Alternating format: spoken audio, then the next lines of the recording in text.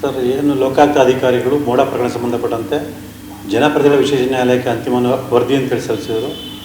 ಆ ವರದಿ ಆಧಾರವಾಗಿಟ್ಕೊಂಡು ನಾನು ತಕರಾರು ಅರ್ಜಿ ಸಲ್ಲಿಸಿದೆ ಮತ್ತು ಜಾರಿ ನಿರ್ದೇಶನ ಕೂಡ ತಕರಾರು ಅರ್ಜಿ ಸಲ್ಲಿಸಿದರು.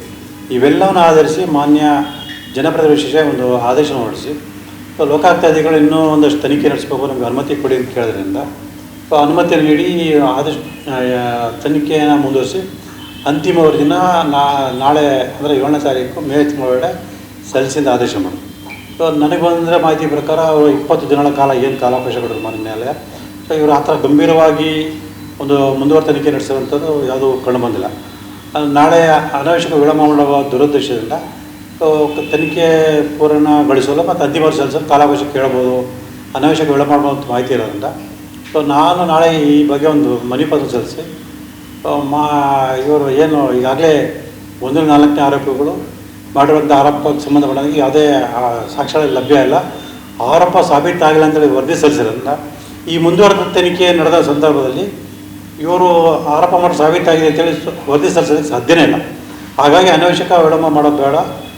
ಏನೀಗ ಲಭ್ಯ ಇದೆ ದಾಖಲಾತಿಗಳನ್ನು ಆಧರಿಸಿ ಅವ್ರ ವಿರುದ್ಧ ಮಾಡೋ ಆರೋಪ ಸಾಬೀತುಪಡಿಸೋಕ್ಕೆ ನನಗೊಂದು ಕಾನೂನಾತ್ಮಕ ಅವಕಾಶ ಕೊಡಿ ಅಂತೇಳಿ ಮನವಿ ಪತ್ರ ಸಲ್ಲಿಸೋದಕ್ಕೆ ನಾನು ನಿರ್ಧಾರ ಮಾಡಿದ್ದೆ. ಹೌದು ಸರ್, ಜನಪ್ರತಿನಿಧಿ ವಿಶೇಷ ನ್ಯಾಯಾಲಯಕ್ಕೆ ಒಂದು ಅರ್ಜಿಯನ್ನು ಸಲ್ಲಿಸಿ ಮನವಿ ಮಾಡಿಕೊಂಡು ಆದಷ್ಟು ಬೇಗ, ಯಾಕೆಂತ ಹೇಳಿದ್ರೆ ಏನು ಒಂದೇ ಆರೋಪ ಇದ್ದರೆ ಅವರು ನೈತಿಕ ಹೊಣೆ ಹೊತ್ತು ಇಷ್ಟು ಗಂಭೀರವಾದ ಆರೋಪ ಹೊರಿಸಿ ಅದಕ್ಕೆ ಪೂರಕವಾದ ದಾಖಲಾತಿಗಳನ್ನು ಒದಗಿಸಿದರೂ ಕೂಡ ತಮ್ಮ ಪ್ರಭಾವವನ್ನು ಬೀರಿ ತನಿಖಾಧಿಕಾರಿಯ ಮೂಲಕ ಒಂದು ಸುಳ್ಳು ಅಂತಿಮ ವರದಿನ ಮಾನ್ಯ ನ್ಯಾಯಾಲಯಕ್ಕೆ ಸಲ್ಲಿಸಿರುವಂಥದ್ದು ಇಡೀ ರಾಜ್ಯ ಜನಕ್ಕೆ ಗೊತ್ತಾಗಿದೆ.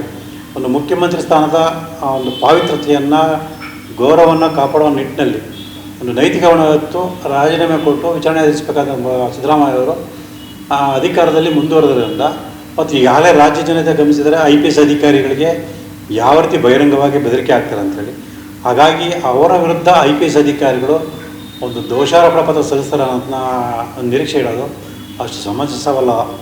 ಹಾಗಾಗಿ ಮಾನ್ಯ ನ್ಯಾಯಾಲಯ ಅಷ್ಟೇ ನಮ್ಗೆ ಆಶಾಕಿರಣವಾಗಿರೋದ್ರಿಂದ ಮಾನ್ಯ ನ್ಯಾಯಾಲಯದ ಮೂಲಕ ಆರೋಪ ಸಾಬೀತುಪಡಿಸುವಂಥ ಕೆಲಸವನ್ನು ಮಾಡಬೇಕು ಅಂತ ನಿರ್ಧಾರ ಮಾಡಿದ್ವಿ. ಸರ್, ಇಲ್ಲಿ ಗಮನಿಸಬೇಕು, CBI ವಿಚಾರ ಆಗಲಿ ಮತ್ತು ಅವರೇನು ರಾಜ್ಯಪಾಲರ ಅನುಮತಿ ಸಂಬಂಧಪಟ್ಟಾಗಿ ಮೇಲ್ಮನೆ ಸಲ್ಲಿಸಿದರೆ ಅದಕ್ಕೆ ಸಂಬಂಧಪಟ್ಟಾಗಿ ವಾದವನ್ನು ಮಂಡನೆ ಮಾಡಿದೆ ಅನಾವಶ್ಯಕವಾಗಿ ಅವರೇ ಸಮಯವನ್ನು ತಗೊಂಡು ವಿಳಂಬ ಮಾಡ್ತಾರೆ. ಅಂದರೆ ಮುಖ್ಯಮಂತ್ರಿ ಸಿದ್ದರಾಮಯ್ಯ ಸ್ಪಷ್ಟ ಗೊತ್ತಾಗಿದೆ, ಅವ್ರ ವಿರುದ್ಧ ಮಾಡೋ ಆರೋಪವನ್ನು ಸಾಬೀತುಪಡಿಸೋ ಎಲ್ಲ ಸಾಕ್ಷ್ಯಗಳನ್ನು ನನ್ನ ಬಳಿ ಇರೋದ್ರಿಂದ ನ್ಯಾಯಾಲಯದಲ್ಲಿ ಆದಷ್ಟವಾಗಿ ವಿಚಾರಣೆ ನಡೆಸಬಾರ್ದು, ವಿಳಂಬ ಮಾಡುವ ಮೂಲಕ ಸಾಧ್ಯವಾದಷ್ಟು ಶಿಕ್ಷಣ ತಪ್ಪಿಸ್ಕೊಳ್ಳೋ ಪ್ರಯತ್ನ ಮಾಡಬೇಕು ಅಂತೇಳಿ ನಿರ್ಧಾರ ಮಾಡಿದರೆ. ಹಾಗಾಗಿ ಹೈಕೋರ್ಟ್ನಲ್ಲೂ ಕೂಡ ಅವ್ರ ವಾದ ಮಂಡನೆಯನ್ನು ಮಾಡದೆ ತಿಂಗಳ ಕಾಲಾವಕಾಶ ಪಡ್ಕೊಂಡು ವಿಳಂಬ ಮಾಡ್ತಾರೆ. ಈ ಹಿನ್ನೆಲೆಯಲ್ಲಿ ಕಳೆದ ವಾರದ ವಿಚಾರಣೆ ಇದ್ದಂಥ ಸಂದರ್ಭದಲ್ಲೂ ಕೂಡ ಅವರ ವಕೀಲರುಗಳು ವಾದವನ್ನು ಮಂಡನೆ ಮಾಡಿದೆ. ನಮಗೆ ಕಾಲಾವಕಾಶ ಬೇಕು ಅಂತೇಳಿ ಜುಲೈ ತಿಂಗಳವರೆಗೂ ಕಾಲಾವಕಾಶ ಕೇಳಿ ಪಡ್ಕೊಂಡಿರೋದು. ಸೊ ಇದನ್ನೆಲ್ಲ ಗಮನಿಸಿದಾಗ ಗೊತ್ತಾಗುತ್ತೆ ಸಿದ್ದರಾಮಯ್ಯ ಅವರು ತಮ್ಮ ಅಧಿಕಾರವನ್ನು ದುರ್ಬಳಕೆ ಮಾಡಿಕೊಂಡು ಈ ಪ್ರಕರಣ ಪಾರಾಗಲು ಬೇಕಾದಂಥ ಎಲ್ಲ ಪ್ರಯತ್ನಗಳನ್ನು ಮಾಡ್ತಾ ಇದ್ದಾರೆ. ಆದರೆ ಅದಕ್ಕೆ ಕಾಲಾವಕಾಶ ಕೊಡದೆ ಆದಷ್ಟು ಬೇಗ ಅವ್ರ ವಿರುದ್ಧ ಆರೋಪವನ್ನು ಸಾಬೀತುಪಡಿಸಿ ಅವ್ರು ಶಿಕ್ಷೆ ಕೊಡಿಸುವಂಥ ಕೆಲಸ ಮಾಡಬೇಕು ಅಂತೇಳಿ ನಾನು ನಿರ್ಧಾರ ಮಾಡಿದ್ದೀನಿ. ಹೌದು ಸರ್, ನಾಳೆ ಲೋಕಾಯುಕ್ತ ಅಧಿಕಾರಿಗಳು ಅಂತಿಮ ವರದಿಯನ್ನು ಸಲ್ಲಿಸದೇ ಇದ್ದರೆ ಖಂಡಿತವಾಗ್ಲೂ ನಾನು ಮನವಿ ಪತ್ರ ಸಲ್ಲಿಸಿ ಆದಷ್ಟು ಬೇಗ 1-4ನೇ ಆರೋಪಗಳ ವಿರುದ್ಧ ಆರೋಪ ಸಾಬೀತುಪಡಿಸೋದಕ್ಕೆ ನನಗೆ ಕಾಲಾವಕಾಶ ಕೊಡಿದೆ ನಾನು ಮನವಿ ಮಾಡ್ಕೊತಾ ಇದ್ದೀನಿ. 1-4ನೇ ಆರೋಪಗಳ ವಿರುದ್ಧ ಈಗಾಗಲೇ ಲೋಕಾಯುಕ್ತ ಅಧಿಕಾರಿಗಳು ಅಂತಿಮ ವರದಿಯನ್ನು ಸಲ್ಲಿಸಿರೋದ್ರಿಂದ ಆ ವರದಿ ಮತ್ತು ದಾಖಲೆಗಳನ್ನು ಆಧರಿಸಿ ಅವ್ರ ವಿರುದ್ಧ ಆರೋಪ ಸಾಬೀತುಪಡಿಸೋದಕ್ಕೆ ಅವಕಾಶ ಕೇಳಬೇಕು ಅಂದ್ಕೊಂಡಿದ್ದೀನಿ. ಹೌದು.